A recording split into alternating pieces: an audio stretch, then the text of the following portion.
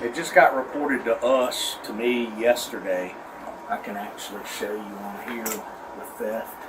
Alright, this is the theft. You're going to see, this is the associate here. Here's the suspect offender. She comes up, she opens the cabinet. This is associate will facilitate donning the item, and then she never takes it off. This associate is just, I guess, not very bright in her duties and facilitating her duties, but she gets distracted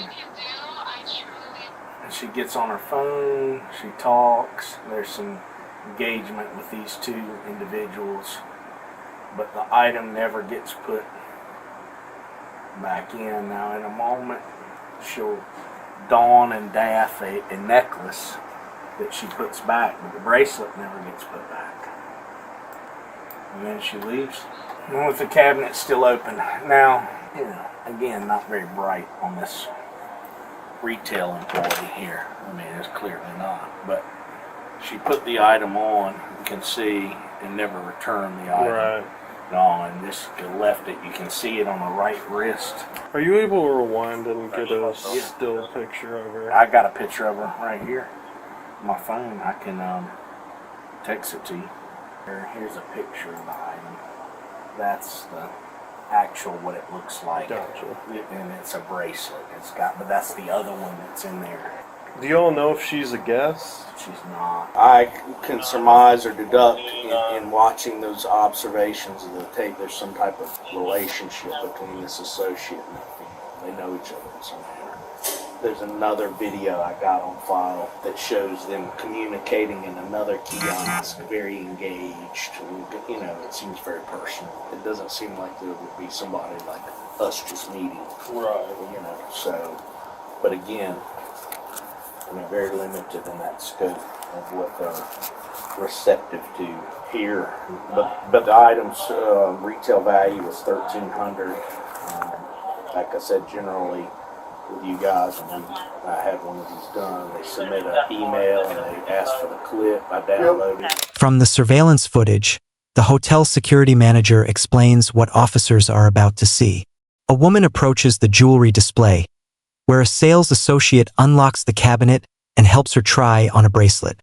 Moments later, the associate becomes distracted while talking with other people and even looks at her phone. During that time, the woman also tries on a necklace, which is returned to the display. But the bracelet remains on her wrist. According to the security manager, the employee never notices that the bracelet was not taken off before the customer walks away. The display cabinet is even left open as she leaves the area. Police then review close-up images of the suspect and the missing bracelet, which was valued at around $1,300. The security manager also tells officers he believes the woman and the employee appeared to know each other because their interaction looked unusually familiar on another surveillance clip. After gathering the photos, video evidence, and details about the missing jewelry, officers begin preparing the official theft report and request the surveillance footage as evidence for their investigation. So we spoke on the phone, and we, you know what this is about the bracelet. Okay, did you say you're gonna bring the bracelet with you? Yeah, I got the bracelet with me. You just sit it right there on that paperwork. Okay, as you know, you're gonna have to be arrested for this. Okay. I understand I'm gonna have to be arrested. It's just, I don't want to be arrested for theft because I didn't steal. I get that I have to take accountability for, you know, taking the bracelet after she put it on my arm. You know what I mean? And that's just, I mean, that's what the charge is theft by shoplifting. So I mean, that's just by the code section, by the law. That's what happened is defined as that's what it, because it's from a business. It's shoplifting instead of, you know, ordinary theft or whatever. So with all that being said, I'd have to, if I want to ask you anything specifically about the incident, I have to read your constitutional rights. Okay. Having these rights in mind, are you willing to speak with me now? Yes. We had dinner. We supposed to have dinner at 7:30 at Phyllis. We walk in. I didn't even know she worked there. No, none of that. I just walked in. We start walking around, looking around like the little dinosaur that was in the air. All of that. And then when she spotted me, she's like, hey, cousin.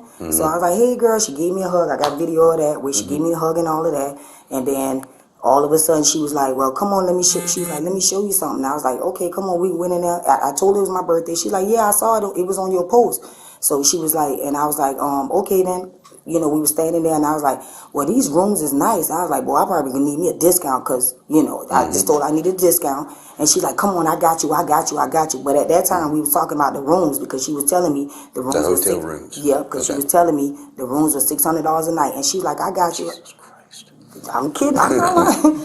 She was like, it was $600 a night. I'm for real. I got it all in video. Like, No, I don't doubt it. yeah, she said it was $600 a night, and I was like, well, I'm probably gonna need a discount. She's like, I got you. So she was like, yeah, I saw your post on Facebook. It's your birthday. She's like, come on. The woman tells detectives that she never went to the hotel intending to shop for jewelry. She says she was there celebrating her birthday with her family when she unexpectedly ran into a woman she knew, who worked at the jewelry store. According to her, the employee invited her inside and began showing her different pieces. The employee placed a bracelet on her wrist and later handed her a necklace to try on. While they were talking, 2 other customers joined the conversation, and everyone started guessing the prices of the jewelry. The woman claims she even helped the employee sell one of the necklaces to another customer. She insists that throughout the interaction, her focus was on chatting with her acquaintance and trying on different items, not on taking anything from the store. She also says she had no reason to believe the bracelet was still on her wrist when they continued walking around the hotel. Okay. So she and then she gave me the choker. I put it on my neck. I didn't even know how to clamp it. So all I did was put the choker around my neck. I started dancing in the mirror like this. And then I was like, oh no, I don't like this. I don't wear chokers. I gave it back to her. I was like, I chose this. I gave it back to her. Then my niece came in and I hugged my niece. And at the same time all this going on, I got the bracelet on now. At the same time, all this going on, so there's no way that she don't know that I got that bracelet. She put it on and clamp it. When she put the choke on me, I didn't even know how to snap it or none of that. So I had to hold it, you know, and then at the same time, my sister was in there and she was videoing it the whole time. And I was like, oh, this is cute on me. And she's like, yeah, but it'll look better on me. So I just gave her back the choker and I just walked out the store. And literally, I sat there and talked to her 30 to 35 minutes after that. Because she was trying to get her little side piece. She's supposed to be married and had a husband. And she told me to get her little side piece a job. I mean, for her to say that she don't know me, like that's my cousin. Well, she hasn't told me. I haven't spoken to her. I talked to her on the phone. Oh, you talked to her? Yeah, I talked to her because when I saw it, somebody saw it on the news and they sent it to me. And then she had texted me on Messenger. She said, hey, cousin, I need to talk to you. My job is in jeopardy. So by that time, it didn't dawn on me or nothing. So that Wednesday, I texted her, hey, cousin, what's up? That's what I said. She never replied, no, none of that. When I got the picture of me being on the news, that's when I called her and I was like, hey, what's going on? Why my face on the news? And she was like, I don't know why your face on the news. I was like, my face on the news for that bracelet you put on my arm, da da da. She was like, I ain't put no bracelet on your arm. And then she hung up in my face and went and blocked me on everything. She told me, she was like, I don't know what you talking about. I don't even know who you is, da da da. She was like, I ain't never put nothing on your arm. She just denied everything. Yeah. Okay. And so I had my staff right there because I had on speakerphone and they was like, you should have recorded. And I was like, it didn't dawn on me. I'm upset. My adrenaline is rushing. Sure. So she just blocked me on everything. Okay. Do you have any text messages on your phone or about this, as far as like what she said, what she didn't say, anything like that? Yeah. So she unsent them the day that I called her. The woman continues explaining that after trying on the necklace, she handed it back to the employee, but still had the bracelet on her wrist. She says they kept talking for another 30 minutes, making her believe the employee was fully aware the bracelet was still on her arm. According to her, she only realized something was wrong after friends sent her a news report showing her photo as a theft suspect. She says she immediately contacted the employee, asking why her picture was on the news. The woman claims the employee denied putting the bracelet on her wrist, said she didn't know what she was talking about, and then blocked her on social media. She also tells detectives that some Facebook messages had been deleted before she could save them. Although she insists the incident was a misunderstanding and not an intentional theft, the detective explains that the business has chosen to move forward with prosecution. Because the bracelet left the store without being paid for, the law classifies the case as felony shoplifting, regardless of her explanation. You know, I don't know, but I don't anticipate him denying your bond. based on the fact you don't have a history and the fact you brought this stuff back and you turn yourself in and all that stuff. They would probably grant you a bond based So I on, won't be receiving nobody today, no, even if I. no, we're at the mercy of the judge's schedule. That's their schedule. Take the Yeah. charge. Theft by shoplifting. She didn't stop it. We Yeah, give it to her. She it was, got it was video, on, everything sir. on the video. I don't understand I that. took the video. I understand It's that. okay. No, that's not okay because it's not No, your because that girl got you in That trouble girl for got you in something trouble for that you That's get not in her charge fault. with, and I don't think it's fair And she need to because get charged for everything that she doing. That's not your fault. Is I it- got everything on video. Down from when we first got there. All the way till we left. Everything on video. That's not What happened? Okay, sir. So, first it was on a Sunday, I believe, and I was working by myself. Miss Teresa came in. Like it was a lot of people came in, but she came in, and she it's our protocol to let people try on jewelry, and so I was just like I tell everybody like, okay, this is Swarovski, and here's the try, you can try it on or whatever. And so after that they left and then they came back, and then when I noticed that the bracelet was missing, because I thought that my coworker sold it like after way after. Then when I called her and I said, hey, Jasmine, did you sell the bracelet? And she was like, no, because that's a good thing. Like, if you sell the high amount. Sure. The detective then interviews the jewelry employee to hear her side of the story. She explains that she was working alone that day and, following store policy, helped customers try on different pieces of jewelry. She remembers placing the bracelet on the woman's wrist before the group left the store. At first, she believed the bracelet had been sold, because she didn't immediately notice it was missing. A few days later, after checking with a coworker, she realized no sale had been made. She searched for the bracelet, couldn't find it, and immediately reported the missing item to her supervisor. This statement helped investigators establish the timeline of when the bracelet disappeared and how the incident was first discovered. How did you just forget she had it on? Or? Yes, I did. Okay. I did. Yes. All right. Y'all are cousins from what I understand, right? Well, she's not my blood cousin. How are y'all related even by marriage? Right. She's Okay. married to he's not a close cousin, distant cousin. Okay. So y'all are cousins by marriage? Yes, sir. Okay. And when's the last time, when's the last time you saw I her? hadn't seen her since like growing up in Hardyville, South Carolina. Okay. And I left Hardyville. Years? Yes, I left Hardyville in 1992. After you found out that the bracelet was not sold, what and you told your supervisor and all Yeah, that that's what stuff, she and then what happened after that? She notified security. Your supervisor Yes, did. sir. Okay. Was there any communication between you and Ms. Robinson after you realized it wasn't sold? Like y'all text each other or call each other? I don't physically have her phone number. Okay. As the interview continues, the police asks the employee why the bracelet wasn't noticed sooner. She admits that after helping the customer try it on, she simply forgot it was still on her wrist when the group left. The detective also asks about the relationship between the two women, since investigators had noticed they seemed familiar with each other on the surveillance footage. The employee explains that they were not close relatives, but were distant cousins by marriage and hadn't seen each other in years before this encounter. When asked if she contacted the woman after discovering the bracelet was missing, she says they had only communicated through Facebook in the past and denies sending any messages about the missing jewelry or her job being in danger. She also firmly denies giving the bracelet away or helping anyone steal it, insisting she only made an honest mistake by forgetting the customer was still wearing it. In the end, detectives concluded that there wasn't enough evidence to prove the employee intentionally assisted in the theft.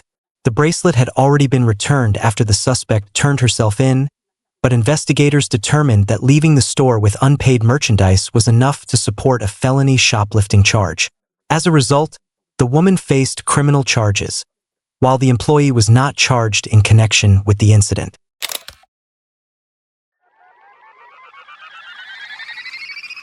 Hey, the guy got out of the vehicle. Hi, can I see your license and registered proof of insurance, please? What happened? The guy who was in your car stole a bunch of stuff from Walmart and he ran away from the AP office. Okay. He was an Uber. You're an Uber driver? Yeah. Okay, do you have your insurance, please? Would you be able to provide us his info? I mean, I can look on my Uber app and see. Yeah. I'm gonna go check over there. Do you know where that guy went? Into the store? What's up, man? Are you able to pull up cameras for me? We're looking for a guy who just bolted in here. Yeah. I think I know who you're talking about. Where's he at? Do you know where he's at? Okay. Let me go check. Yeah, he's outside by the lumber yard. How do I get there from here? Back of it. Okay, he's back in. How do I get? He's going this way, sir. Where's he at? What? Where'd he go? That way. Okay, well, I'm hopping in the truck. We got an officer inside if you guys end up finding out he's in there, okay? 9 from 16, a Menards employee told me he was running down Freedom northbound. Okay, I'll hand you that bag. That looks good. Do you have the Uber order? Yeah, it was like that was scary. I didn't know what the heck was going on. I didn't know. Okay. Police, I didn't know if he's seen somebody an enemy. I really didn't know what was going on. Okay. So this is his hitter pipe and just leftover weed here? Okay. There's a grinder somewhere in here with weed in it. Okay, oh, and then another one? Yeah. Okay. I'm not sure what it is. The grinder is mine now. I'll Okay. take All right. fault for that one. That's fair. Are you pregnant? Yes. Okay. So you purchased something while you took someone else from an Uber ride to Walmart? As officers continue speaking with the driver, she appears shaken and tells them she had no idea why the man suddenly jumped into her car and told her to leave. She points out a pipe and a small amount of cannabis, claiming both belong to the man who ran from police. However, as officers stand near the vehicle, they immediately notice a strong smell of raw cannabis coming from inside. When questioned further, the driver admits there is also a cannabis grinder in the car.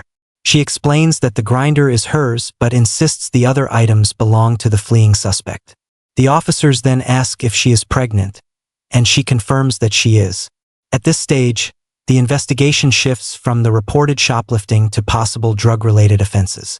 Because officers detected the odor of cannabis and the driver acknowledged marijuana-related items inside the vehicle, they now have legal grounds to continue investigating the car and determine who is responsible for the contraband. Sorry, apparently he's giving them a runaround. Your mail's running towards Garden Center. He's crossing the street right now. He's at the fence line, turning the corner northbound Freedom. It's crazy because he'd probably just get an NTA and then he would go home. But now he's fleeing and eluding, so jail. Wasting my time freaking I know. because of the medicine. It's just been crazy with this medicine. I can't even. I've been chasing it down for 2 days. She went to the doctor's Friday, and I've been fighting to get this medicine since Friday. Her test results came back positive for UTI. Oh no, the baby? My 5-year-old. Oh, your 5-year-old? 5-year-old, Oh. yeah. Because she's my tomboy, and I just can't get the kid to wipe, so she's constantly fighting UTIs. Oh. Usually it's amoxicillin that they put her on. That's a very normal medicine that they have, except for now she's been on amoxicillin too much, so they have to do a different one. And I guess every pharmacy was out of it. Really? And Walgreens said that this is you might as well look at it as liquid gold because to pay for out of pocket, without insurance, is over $1,000. Wow. Yeah. Wow. Yeah. That's awful. Yeah, it's crazy. While other officers continue searching for the fleeing suspect, the officer stays with the driver and asks more questions about what happened. The woman explains that she was only trying to complete delivery jobs that day and claims she had no idea the man had allegedly stolen merchandise. As they wait, police radio updates reveal that officers are actively chasing the suspect as he runs through nearby businesses and across the street. The officer remarks that the suspect has now made the situation much worse by running from police, which could lead to additional criminal charges. Meanwhile, the conversation turns to the driver's family. She explains that she has been dealing with stress because her young child recently tested positive for a urinary tract infection, and she has been struggling for days to find the prescribed medication. She says the medicine is difficult to find and extremely expensive without insurance, adding that the situation has been overwhelming. Although the discussion becomes personal, officers continue gathering information while keeping the investigation focused on the suspected retail theft and the driver's possible involvement. I was taking him back to Creekcore or Pekin, I can't really remember. It was in the Creekcore Pekin area, kind of like the bottom of the hill. That's where the location was. Okay. I'll be honest, he is my cousin. He's your cousin? He is my cousin, but I had no idea all this shit was going to happen. That's why I kind of came to you, because I was scared, like, this is scary. Okay. I get it. And this is scary. I never thought in a million years he was. So he's your cousin? Yeah. Okay. So far.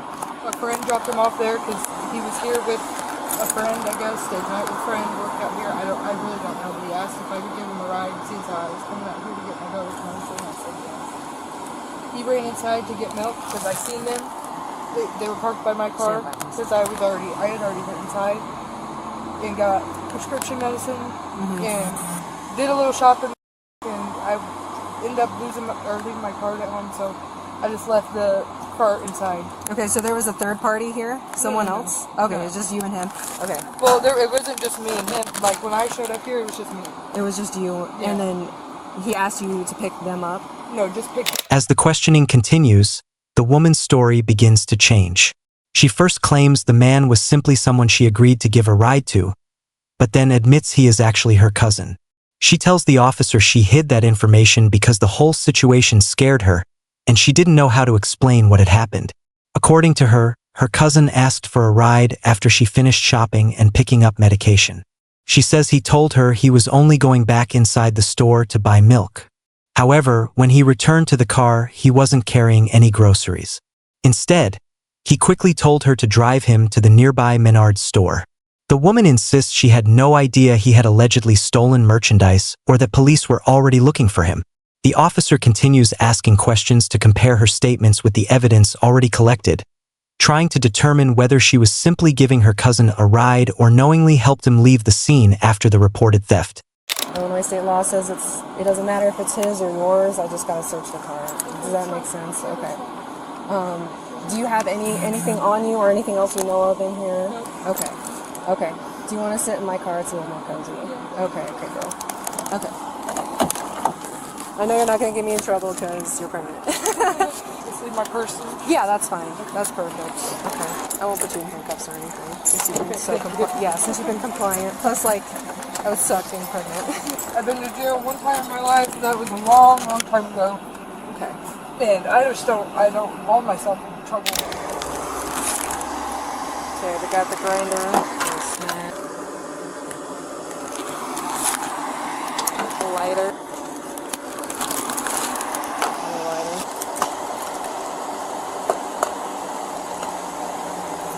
Piercing kit. Wallet brick. Lighter. Screwdriver. Cigarette. Toenail clipper. Spoiled milk. Oh, fireworks.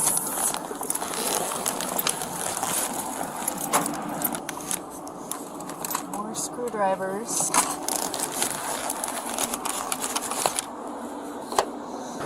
It's a face mask, beige card. Some empty, non-labeled. Oh, so she wasn't just innocently sitting in the parking lot? That's crazy. All right. You're gonna come back into my car, okay? You might be sitting on the buckle. It's been a long drive. So you're the PD? Okay. Officers then conduct a detailed search of the vehicle after detecting the odor of cannabis and receiving the driver's admission that marijuana-related items were inside. During the search, they recover a metal grinder containing cannabis residue, several lighters, loose marijuana debris on the floor, and additional plant material inside the glove box. As officers continue checking the vehicle, they also find cannabis residue inside the driver's wallet, which contradicts her earlier claim that the drugs belonged only to her cousin. While none of these discoveries directly prove she participated in the alleged Walmart theft, they do provide independent evidence of possible drug-related offenses. Throughout the encounter, the driver remains cooperative and is not placed in handcuffs. By the end of the investigation, police treated the retail theft and the drug-related evidence as two separate legal matters. According to investigators, the male suspect faced the more serious allegations after allegedly stealing merchandise and fleeing from officers. The woman, meanwhile, was accused of retail theft-related offenses because police believed she helped transport the stolen property, and she also received misdemeanor charges related to cannabis found in her vehicle. Instead of being taken to jail that day, she was released with a notice to appear in court, where the evidence and the final determination of guilt would be decided through the legal process.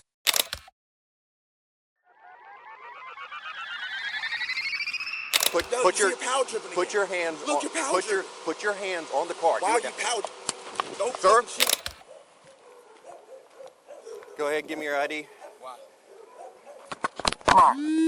What law did I break? Well, sir, you were driving in and out of the... I don't drive, I travel. Okay, we can do that. I'm going to give you a minute to give you your ID. All right, and then if you do not give me your ID, I'm going to place you under arrest. For what? Do you understand that? What you going to place me on arrest for? For failure to give me your ID. What crime did I commit? You were driving on the side of the road, in and out of the road. What laws that say I can't do that? I'm done. I'm done talking to you. Okay, I'm done talking to you. Okay, give me your ID. You want to go to jail? All right. Take me to jail real Yeah. quick?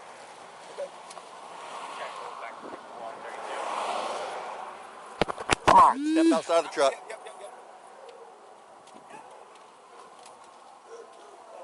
I've been waiting for this. Okay. I ain't done nothing wrong. I ain't break no law. I'm trying to get home. Okay. What law did I break?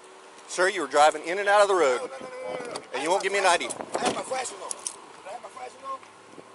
Sir, get back here now.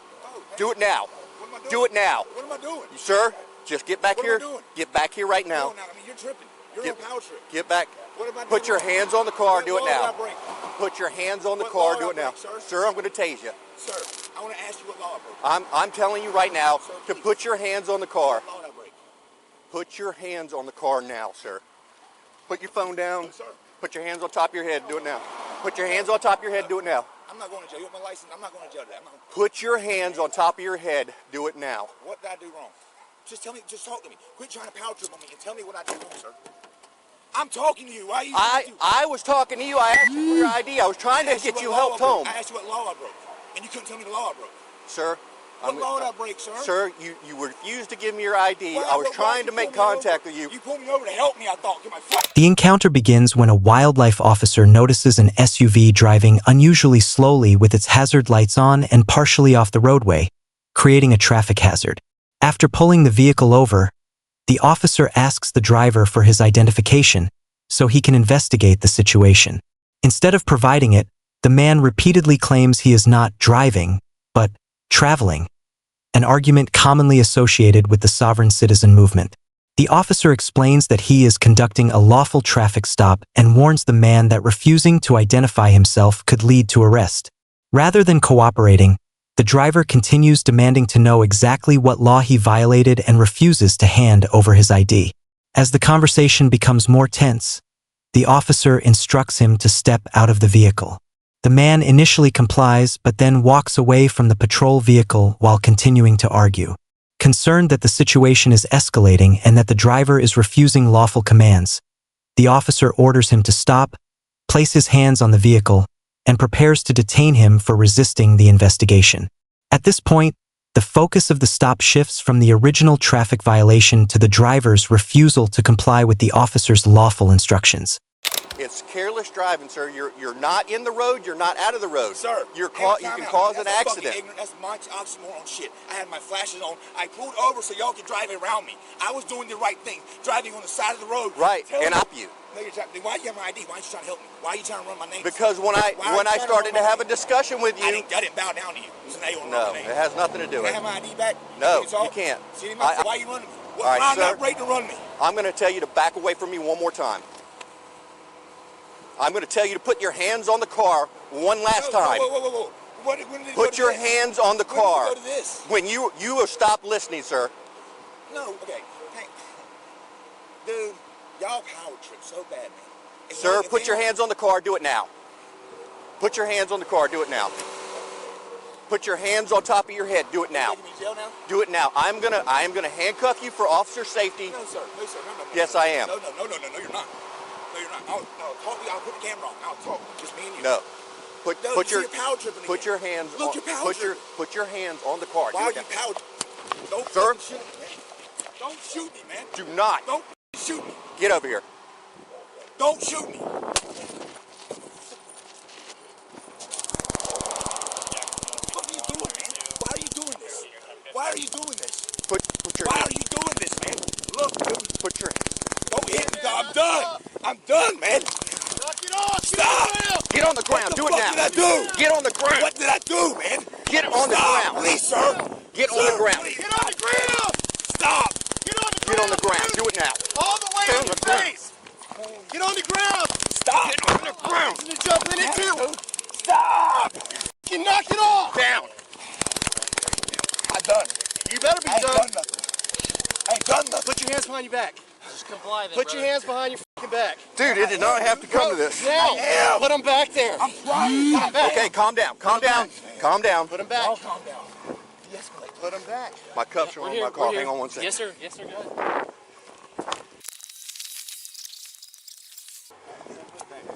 All right. Now stand up. Ease up. Ease up. We'll get you right up here in a second. Sir, I asked you several times to do something. I put my hands on the car. Okay. We'll I discuss want you it. to handcuff me. What law did I break, man? You're supposed to help me. My car was fucked up. You're not supposed to try to arrest me. This is a fucking joke. Yep, I wasn't trying to arrest you. I was trying to help you. Why are you doing this to me, man? Look, Why wouldn't you talk to me? you gave me zero choices, What are you sir. talking about? I was trying to talk to you. All right. I was trying to talk to you. You were screaming at me. As the argument continues, the officer explains that the driver's manner of operating the vehicle created a traffic safety concern and that he was legally required to identify the driver during the stop. However, instead of complying, the man continues insisting that the officer has no authority over him and repeatedly demands to know the exact law he violated. When the driver steps closer and refuses several commands to back away, the officer determines that the situation has become a safety risk. He repeatedly orders the man to place his hands on the vehicle and warns that he is being detained. The man continues resisting those commands, forcing the officer to physically take control of the situation. A brief struggle follows as another officer arrives to assist. Together, they bring the man to the ground and place him in handcuffs. Even after being restrained, the man continues insisting that he did nothing wrong and argues that the officer should have simply helped him instead of arresting him. From a legal standpoint, the arrest is no longer centered on the initial traffic stop. Instead, investigators allege that the driver's repeated refusal to follow lawful commands and his physical resistance during the detention provided the basis for the resisting charge that followed. It's under careless. Why do we have? I don't. You don't. If you don't want me to explain, I'm not. Why do we have flashers? Sir? I'm not gonna. You see people towing people down the road. Yep. Flashers, I'm not gonna explain it to you anymore. You don't want to hear When it. you pulled me over, you were supposed to try to help me. I Sir, was, right? sir. No, you weren't. I was. Why would you try to run my You name? were trying to get to Keystone. I said you couldn't get that far. Right now. Okay. My wife's on the way to get me, dude. Okay. My wife is on the way to get me right now. All right. Jacksonville, 5132. This is fucking crazy. Y'all power trip. Like Go ahead. 1039 to Claire, so they advise officers 1051 to 10 minutes, 1052. 26. Well, I guess both our days are doing now. I got a license, don't I? You run my license, I'm good, ain't I? I haven't run you. So why'd you need it?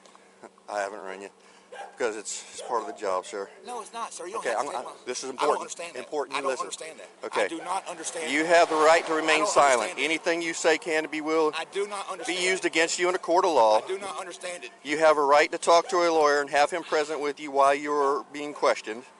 If you cannot afford to hire a lawyer, one will be appointed to represent you for any questions if you wish.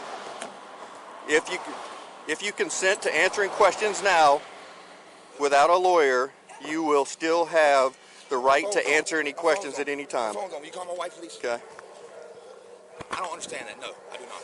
Okay. I don't understand that. All right. It's for your protection. I don't understand that. Okay. You got that on camera, right? I do not understand. Yeah.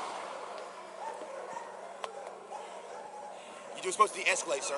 You Okay. escalated. You got Right. mad because I Okay. didn't bow down. We were No. supposed to just be talking All right. with a No. gun in your hand. Look, trust me, Talking with a gun in there your is hand. nothing Makes sense, right? I could have done to try and get you to do It was just something something different. Can you call my wife, please? Nope. Why? And not till somebody gets here. Oh my God. Okay. Okay. I'm gonna help you get your car. Look, I'm a man of my. After the suspect is placed in handcuffs, he continues arguing with the officer and repeatedly asks what law he actually broke. The officer tries to explain that the original stop was based on the way the vehicle was being driven, but says the situation escalated because the driver refused to identify himself and repeatedly ignored lawful commands during the traffic stop. Even while sitting in custody, the man insists he was only trying to get home and believes the officer should have helped him instead of arresting him. As the conversation continues, the officer formally advises him of his constitutional rights before asking any further questions. The man repeatedly responds that he does not understand those rights and instead asks the officer to call his wife. The officer explains that he will be given the opportunity to contact her once another deputy arrives. Despite remaining frustrated, the suspect continues insisting that the officer unnecessarily escalated the encounter.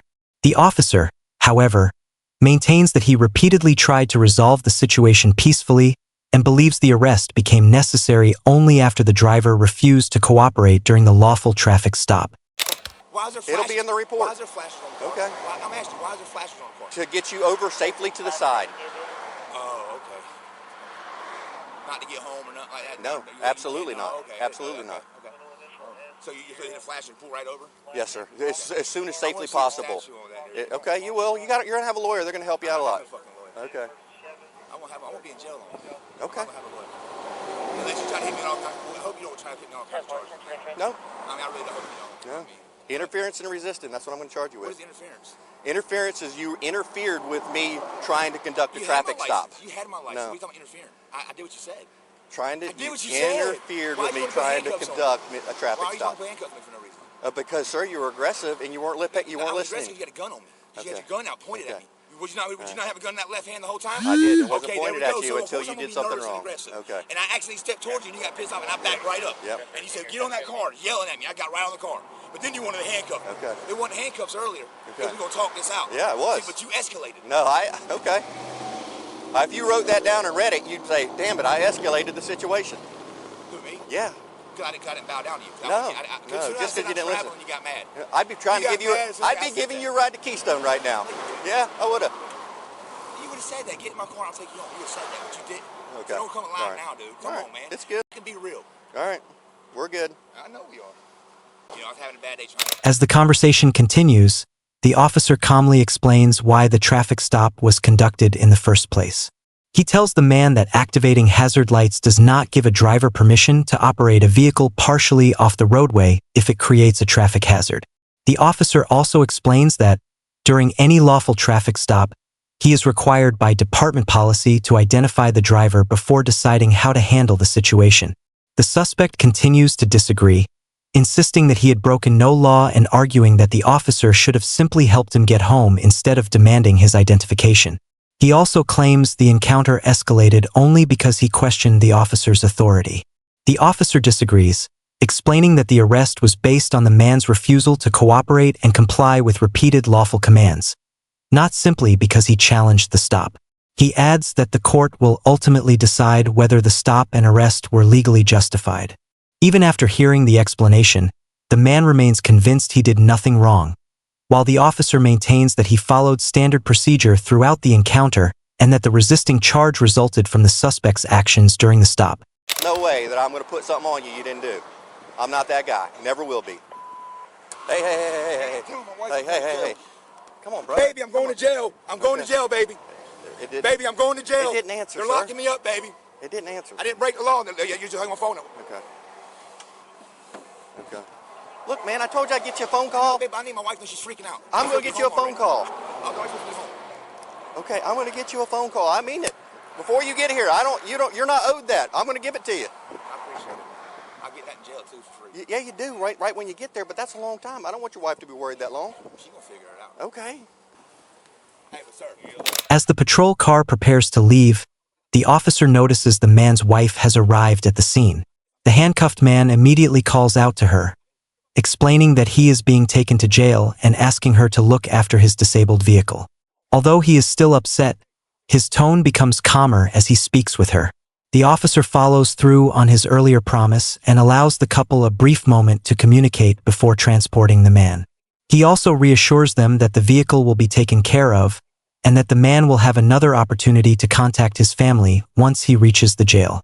The emotional exchange brings a tense encounter to a quieter ending as the patrol car prepares to leave the scene. Looking at the entire incident, the legal issue was not whether someone believes they are traveling instead of driving. In most jurisdictions, anyone operating a motor vehicle on a public roadway is still subject to the state's traffic laws and may be lawfully stopped if an officer observes a potential traffic violation or safety hazard. During a lawful traffic stop, officers generally have the authority to request identification and issue lawful commands that are reasonably related to the stop. A driver can challenge the legality of the stop later in court, but refusing to comply during the encounter may result in separate criminal charges. According to the officer, the original reason for the stop was the SUV's unsafe operation, with hazard lights on while partially leaving the roadway and slowing traffic. However, investigators allege that the situation escalated because the driver repeatedly refused to identify himself, ignored multiple lawful commands, and physically resisted when officers attempted to detain him. Those actions ultimately became the basis for the resisting and interference charges rather than the original traffic concern. In the end, the case serves as a reminder that roadside debates rarely resolve legal disagreements. Questions about whether a stop was lawful are decided in court, not during the traffic stop itself. While the driver maintained that his rights had been violated, the officer maintained that he followed department policy throughout the encounter. The final determination of whether the charges were justified would ultimately rest with the judicial process, where both the body camera footage and all available evidence could be reviewed.